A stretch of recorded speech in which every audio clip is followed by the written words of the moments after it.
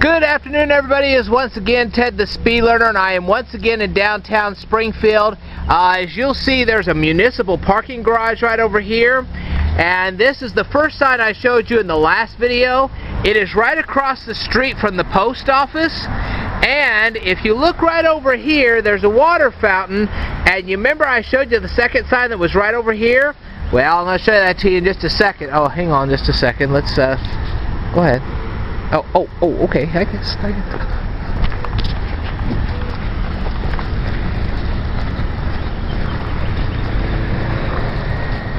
There we go. You can see the water fountain's right over here.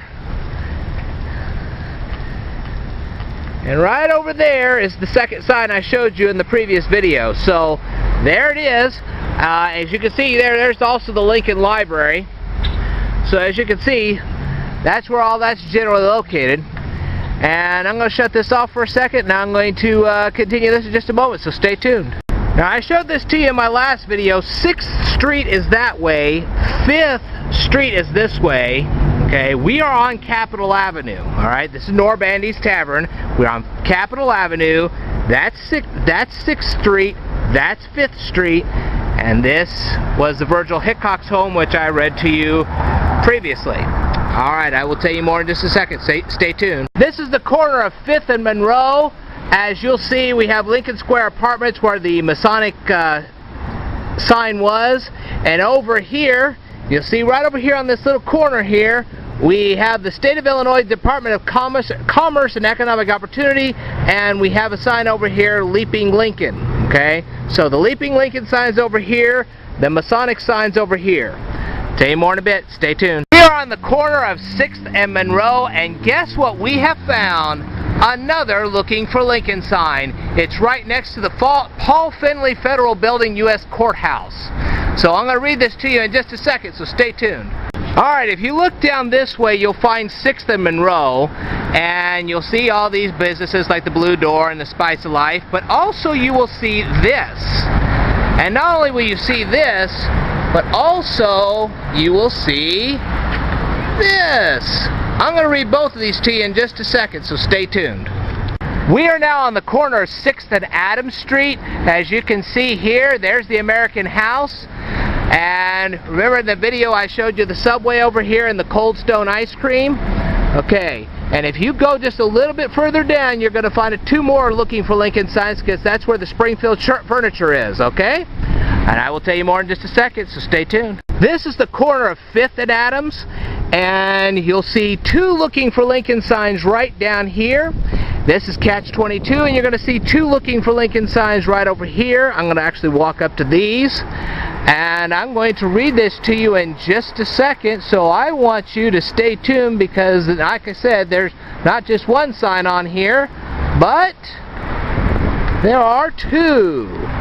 Stay tuned. As you can see, we're on the corner of 5th and Washington Streets, and I showed you these the last time I was here. This is an Illinois State Treasurer building.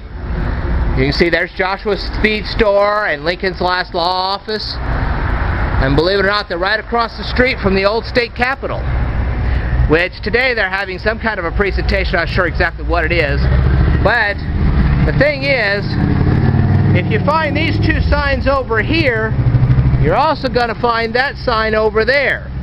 So I will tell you more in just a second. Stay tuned. You can see here we're on the corner of Adams and Broadway. And you say, well, where are we going to go now? Well, if you go down here, that's 3rd Street. And if you walk right over here, I think you can already see it. I bet you can. On the way over here.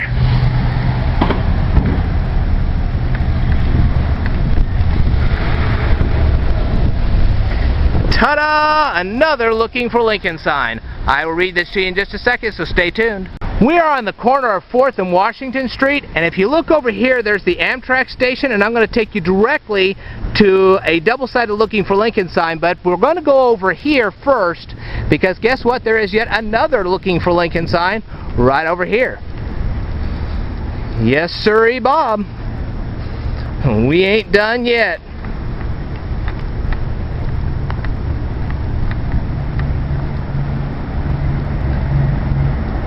Here it is, Brunswick's Billiard Hall. I'll read this to you in just a second, so stay tuned. We're on the corner of 3rd Street and Washington Street, and guess what we have found?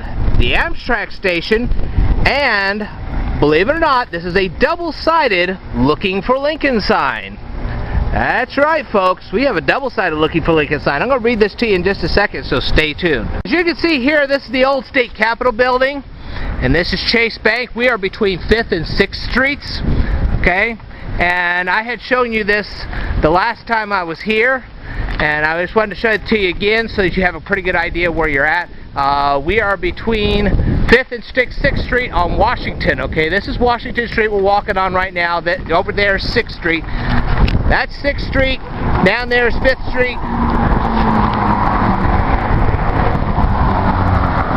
And there's the Looking for Lincoln sign I read to you the last time. So there you go. I'll tell you more in just a second, so stay tuned. And like I said in the last video, this was 6th and Washington, and here's the Ball Alley. And to end our journey in Springfield, we are right across the street from the Abraham Lincoln Museum, and guess what? Hopefully the final sign in Springfield. I will tell you more about this in just a second, so stay tuned. Now you're probably wondering why I'm back here. Well, the reason for that is I had to bring this thing for this sign because I'm going to re-videotape it, okay? And this is the last thing I'm going to do in Springfield, and then I'm going to take off, and then that'll be pretty much my day for today.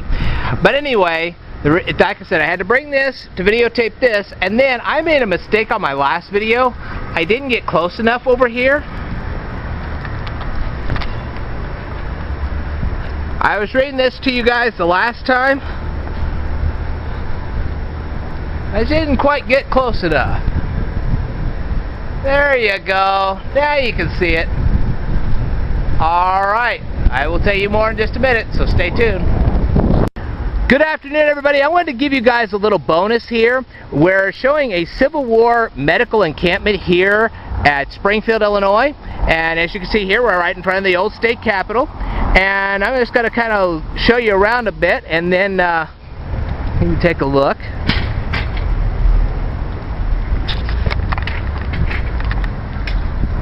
We're just going to take a quick little walk around here. Let you see some of this. For history buffs, this is going to be really neat.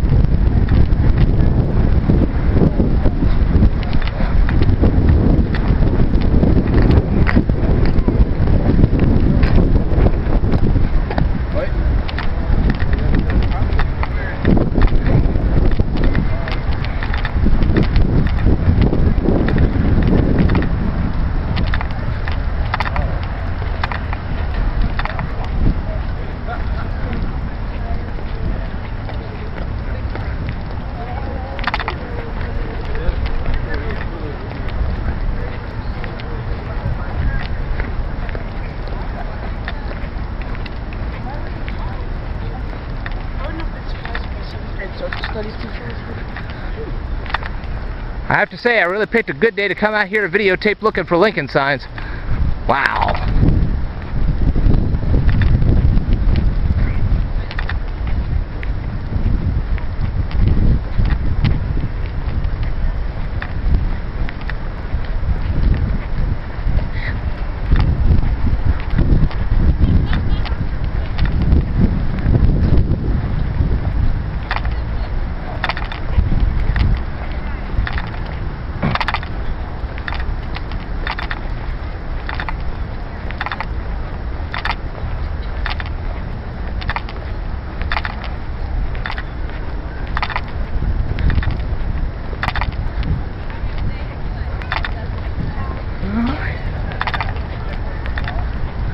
Alright, well, you've seen a general pan around here, and I'm going to show you more of this in just a second, so stay tuned. We're still at the medical encampment, and I have a gentleman here who's going to show me all this wonderful stuff and exactly what this stuff was. Well, basically what you're looking at is a triage setup. This is the guy that was at the battlefield deciding which troops would go back to the big hospital or who would die. What you're looking at, starting from here, is doctors used any type of medicine they could. And if you look at this is actually for animals. Wow. So they'd take the animal medicine and give it to a soldier just to see if it helped them any. Wow. And you notice this is for mules, dogs, poultry, and rabbits. I'll be darned. Early stomach remedy was supposed to be wintergreen oil. All this is mineral oil and a little bit of wintergreen for flavoring. Okay. That didn't work very well. Oh, I bet. Doctors had to write reports out, so this is their inkwell and their pen. This is one of the first folding cups ever made. I'll be For darned. medicine. That was actually what they started for. Wow. And they opened it up, and this measures how much medicine you would get, the 3 rings. I'll be darned. And that's made out of what they call Japan steel. Oh, wow. This here is a small surgical saw. You notice how dirty it is because the surgeons never washed their equipment until after they were done. Ooh. Their hands, they wouldn't wash, the tables, anything else. Ooh. They believe if you can't see it, it's not going to hurt you. This, of course, is a whiskey flask. That was for the doctor. Uh-oh. Not the patient. Oh, my. Okay. You're looking at a pair of scissors, vines, early bullet puller, Oh, boy. several clamps. Uh-huh. A lot of times, some of them use shaving equipment because they were also barbers, dentists, letter writers, or whatever. So they carried a little bit of everything. Dental tools. They wanted to take a tooth out or something. Oh. You come and see the surgeon. Yeah, I bet. This is an early stethoscope. I just put the modern version on it so people would know what it was. But this is called a bell scope. It's an original bell scope. Here's the shaving. This is the surgical tool, which is your shaving knife. Okay. They use that. What you're looking at here is hardtack, dried meat, and the goober pea. Oh. That was the Confederate food staple. Oh. Union food staple, hardtack. Oh boy. That's why they call it hardtack. I bet. You go over here, this is a Henry round that they use for the Henrys. This is the package of how the bullets look like. Black powder's in this, and the bullet is in here. If you look at it, there's the bullet. Oh my. The bullet would go in with grease, be pushed all the way to the bottom. Black powder would be inserted here. Sure. You had to have 2 teeth on the top and 2 teeth on the bottom to tear the cartridge open. You open it up, pour it in your musket, then put the rest of it in, paper and all. I'll be darned. And that's how they fired. Okay. This is a spoon, fork, and knife. Okay. Most guys, they just had with one instrument. They ate. My grandfather used to eat with just a knife. I'll be darned. Peas, he could pick peas up, corn up, or anything else with just a knife. Okay. What you're looking here is a lucifer holder. This is a lucifer. Oh my. Not a match. Okay. It's a lucifer, 1861. This is lucifer. Okay. A Presbyterian minister invented this in 1858. All right. And the hottest thing on earth was Hades. Oh. And the boss of Hades was Lucifer. Lucifer. Bandages? They use the same bandages over and over and over again. Oh, that wasn't good. If you can't see it, it won't hurt you. Okay. Yeah. No, those are a little bit more because they're bone. I think those are 7. If you notice, this is liquidy. This is liquid opium. Oh my. They mixed 1 tablespoon of this to 1 quart of whiskey for a painkiller. Okay. Then they give you 2 teaspoons every 4 hours for pain. Oh my. If you took a teaspoon of this, that's 100% opium. Oh. You'd be laying out here somewhere deader than a doornail. Okay. Bandages would come rolled up. They came from the hospital. Most of the time they were just sheets and rolled up like this. Oh my. This is an emblem for a steward. That was the main person to help the doctors. Okay. He's the one that could read and write. Oh. Okay. So he was made the steward, which is the same rank as the first sergeant. All right. You get the same pay as the first sergeant. Okay. What you're looking here is different sizes of bullets that was used during the Civil War. 58 caliber mini ball, 54 caliber Spencer, Gallagher, 45 caliber, and then of course the good old round balls. This is original round balls. These are reproductions. Okay. Surgeon's box. Killed his knives, his saw, clamps, and everything else would go in this box, fold it up, put it back in his box. All right. This is a complete hospital bag. Wow. This is where all this stuff would go into. All right. He would shoulder this and carry it with him everywhere he went. Okay. That's And this is what they call a triage hospital kit. Okay. Because we didn't carry everything that the main hospitals carry. We just carried enough to decide whether you were going to live or die. If you were shot from here to here, you were dead. Oh my. That's called a gut shot. They didn't know how to take care of intestines and all that stuff. They weren't trained. They were just used to going in there. They didn't know how to do the fine cuts.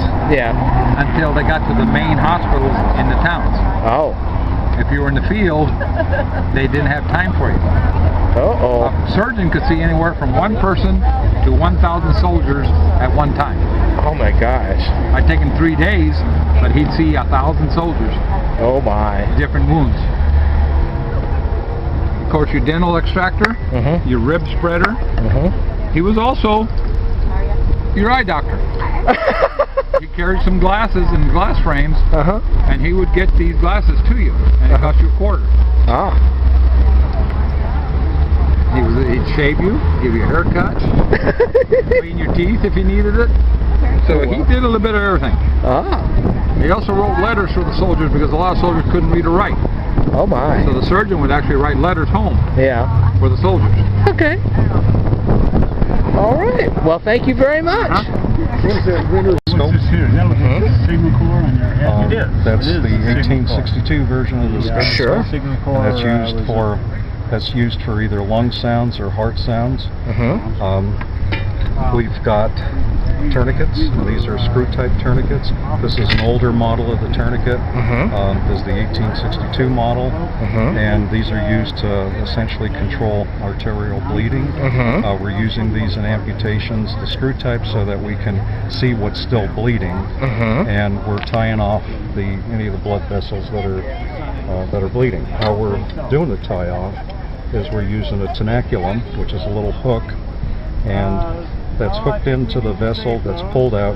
Then we use a silk suture and just tie it off, and we'll leave one end of the suture protruding through the wound so we can eventually then yank that loose as the vessel heals up. We've got amputation knives, and these are used in order to get the muscle out of the way. There's at least 4 different ones depending on exactly where we've got to be. We've got an assortment of scalpels that's used for some fine cutting. If we have to get either bone fragments, metal fragments, bullets, and the bullets that they were using would have looked like this as the balls that were being shot by the South. They also were using the mini ball. The North was using the mini ball. And in order to get those out, or the fragments out, we might be using forceps or bullet extractors. It's a bullet extractor. It's a self-tapping screw at the end. That's a probe. Notice it's got porcelain ends on it, and that's as we're probing. What we're doing is we're trying to rub up against the lead, and if it comes out with a black mark on it, then we know there's a lead ball or fragment. Another amputation knife. This is an older version of the knife. It's curved. That's when they were using circular cuts. Why they went to the models that were more usable to get a finer cut is that with the circular cut they were just cutting around, and they would cut the skin and then try to then pull the skin back over and close. Later on, what they try to do is they try to get a flap so that they have to kind of shape the muscle tissue underneath, so that they had like an elliptical cut that they would pull over, and as they pulled it over, it would heal better. I see. So rather than pulling everything down over, they get a better stump by applying the cut. Right. Of course, there's scissors, and then saws. Everyone probably is familiar with the saws, and there are different sizes of them for large bones, capital saw. There's a medium-sized saw, and for fingers, toes, whatever else have to come up, there's smaller saws. I see. And that's pretty much what we got out here. Now, what's one of the most asked questions is, did they have anesthetics? And the answer is yes, they were using chloroform and ether. We are using chloroform. Oh. And how they administered it is with some type of anesthetic cone. There's a sponge at the end. Sure. Wet the sponge with the anesthetic, put this over, this whiter end over their nose and mouth. They inhale, and eventually they're out for about maybe 10 minutes or so. Oh. And we have to work fast. Yeah. Sponges, everyone's heard the term sponge. Yeah. This is a sponge. They're real sponges. That's what was used in the 1862 era. And this was used to pretty much wipe up the area so that we can see what's going on and get some debris out. Right. To sponge maybe some astringents in the area, essentially to just clean everything up. And bandages were nothing more than rolled linen or sheets. Actually, this is clean. Had a little bit of blood on it, but that's okay. It's not clean. There was no sterilization, no sanitization. Everything is clean. One of the problems with Civil War medicine was that they didn't know much about infections or what caused them. So they may have tried to treat inflammations, but they weren't treating the bacteria that caused the infections. Oh. Well, I thank you very much.